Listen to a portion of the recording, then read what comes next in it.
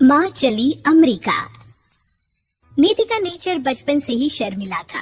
वो न ज्यादा लोगों से बात करना पसंद करती और ना ही ज्यादा मिलना जुलना। निधि, ये पैसे ले जरा और बाजार से चीनी तो ले आ। नहीं माँ, मैं नहीं जाऊंगी, मुझे शर्म आती है, आप ही चले जाओ ना। अरे पता नहीं क्या करेगी ये लड़की। जीवन में कभी कुछ किया ही नहीं सिवाय पढ़ाई और घर के कामों के। इसकी शादी भी आसपास ही कहीं करवा दो, दूर जाकर इसका गुजारा कैसे होगा। निधि सुनती सबकी, समझती भी, लेकिन चुप करके रह जाती। एक दिन पिता के दोस्त अपने परिवार के साथ निधि के घर खाने पर आते हैं। उनकी बेटी बहुत ही स्मार्ट होती है। निधि बेटा, वीणा के साथ बात करो। देखो, अंकल की बेटी भी आई है उनके साथ। निधि वीणा के साथ वहीं बैठ जाती है। चलो ना अंदर चलते हैं, यहाँ कहाँ बड़े लोगों के बीच बैठे। निधि माँ की तरफ देखती है और अंदर चली जाती है। वैसे मैंने ना अपना चैनल खोला है, तुम सब्सक्राइब करना उसमें। मैं ना ब्यूटी और फैशन की बात करती हूँ। ये देखो। ओह, इतने सारे लोगों के सामने तुम कैसे इतना बोल लेती हो? मुझे तो बहुत शर्म आती है। अरे शर्म कैसी? खैर, सीधी सादी सी निधि। उसकी शादी हो जाती है राकेश से। राकेश एक स्मार्ट लड़का था, उसे घूमना फिरना पसंद था, लेकिन निधि का शर्मिला व्यवहार वो समझ जाता है। अरे निधि, घर से बाहर क्यों नहीं निकलती? लोगों से मिला जुला करो, तभी तो पता चलेगा ना कि दुनिया कैसी है। क्या करना है पता करके?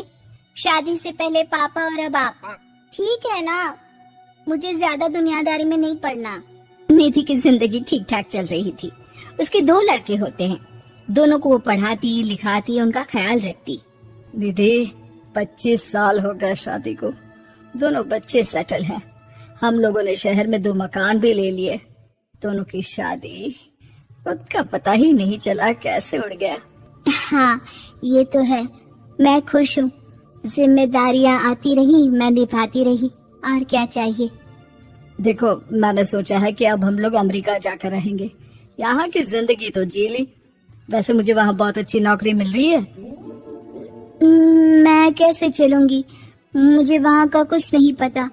अब तो जानते हैं ना कि मैं घर से बाहर ही कम निकलती हूँ। अरे तो क्या हुआ, वहाँ भी घर में ही रहना है ना, मैं हूँ ना, नौकरी करूँगा। निधि मान जाती है और पति के साथ अमेरिका चली जाती है।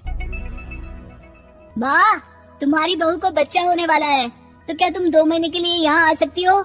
मुझे तुम्हारी बहुत जरूरत है, मैं टिकट भेज देता हूँ। हाँ हाँ, ये तो बहुत खुशी की बात है।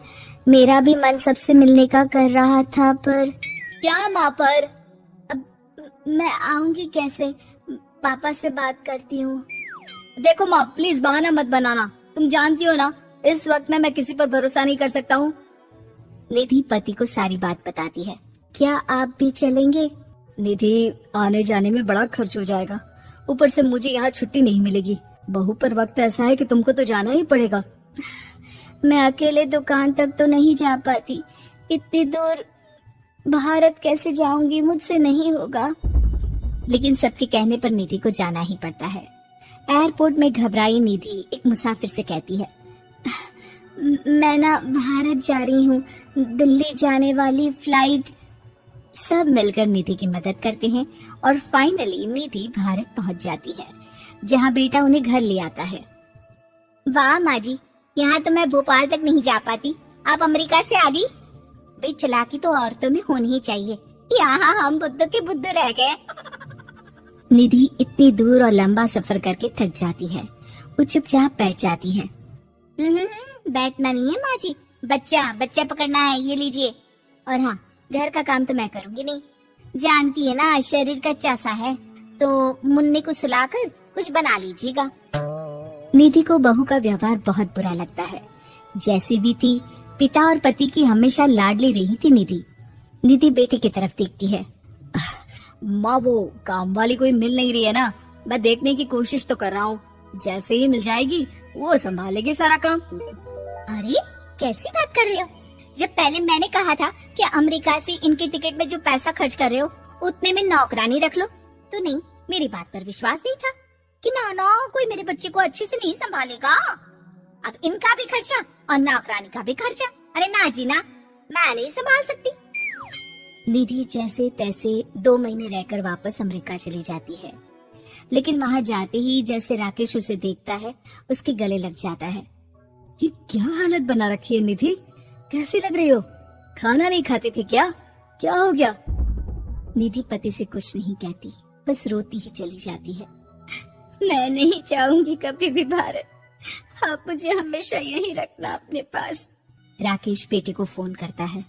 तुम्हारी माँ की जो दुर्दशा करके तुमने भेजा है ना, मुझे पता होता तो मैं अपनी बीवी को कभी तुम्हारे पास नहीं भेजता। पापा, आप तो रीना का नेचर जानते हैं ना, माँ पर हावी रहती थी। अब मैं तो ऑफिस चला जाता था, वो माँ पर जुल्म करती है और माँ भी इतनी सीधी है कि चुपचाप सहती रही। मुझे माफ कर दीजिए पिताजी। खैर, राकेश कहता भी क्या, प्यार दुलार के साथ अपनी निधि को संभालने में लग जाता है। लेकिन कहते ना, वक्त हमेशा एक सा नहीं रहता। अमेरिका में ही राकेश की मृत्यु हो जाती है और निधि अकेली रह जाती है। बड़ा बेटा कहता है, माँ भारत चलो ना, हम लोग साथ रहेंगे। निधि को जैसे ही वो सब सीन्स याद आते हैं वो परेशान हो जाती है। समझ में नहीं आता कि पति के बिना अब जीवन कैसे चलाएगी। मैंने सारा जीवन घर का काम किया, घर देखा और जिंदगी चलाई, लेकिन जिस घर में रही सबने प्यार दिया, मैं वहां नहीं जाना चाहती। तभी राकेश जिस कंपनी में काम करता था उसका मालिक निधि के घर आता है। वो भी भारतीय ही होता है। दीदी, राकेश ने आपके बारे में बताया था। जब से आप भारत से लौटी थी उसे आपकी बहुत चिंता रहती थी, इसलिए उसने मुझसे कहा था कि कभी अगर वो ना रहे तो मैं आपको ये पैसे दे दूं। और हाँ, हम लोगों की कंपनी में आपके लिए नौकरी भी है। निधि पति के पैसे देकर मन में तसल्ली करती है और नौकरी के लिए हाँ कर देती है। अरे पागल है क्या माँ, कैसे नौकरी करोगी? ये अमेरिका है, दिल्ली नहीं। वहाँ तो तुम घर से निकल भी नहीं पाती थी, यहाँ कैसे? मेरे पति, मेरे पिता मुझे खुश देखना चाहते थे। वो लोग जब तक थे मुझे किसी चीज के लिए न फोर्स किया, न कभी कमी होने दी। पर अब मुझे जीवन जीने के लिए घर से निकलना ही होगा। बेटा, तुम तो अगली फ्लाइट से भारत लौट जाओ, मैं यहीं